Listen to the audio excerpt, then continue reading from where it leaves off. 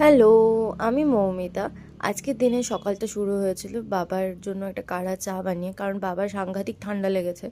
তারপরে অনেক সবজি কেটে দিলাম মাকে, আমার জন্য আমি একটু ছানা বানিয়ে নিলাম, সেটা আমি খাবো বলে। তারপর বাবা আমাকে সবজি কিনে দিচ্ছিলো, এবং পরের দিন আমরা গঙ্গারামপুর চলে যাব, কিছু থাকবে খাবার বানিয়ে খাওয়ার জন্য। তো মা ফটাফট দেখি রান্না করে নিয়ে আমরা সবাই মিলে ঘুরতে বেরোলাম। আজকে লাঞ্চটা ছিল হচ্ছে বাইরে।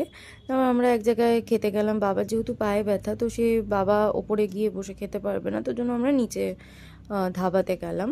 তারপর ওখানে আমরা অর্ডার করলাম। ফার্স্ট অর্ডার করেছিলাম স্টার্টারে ফিশ চিলি। চিলিটা খেতে ভালোই ছিল।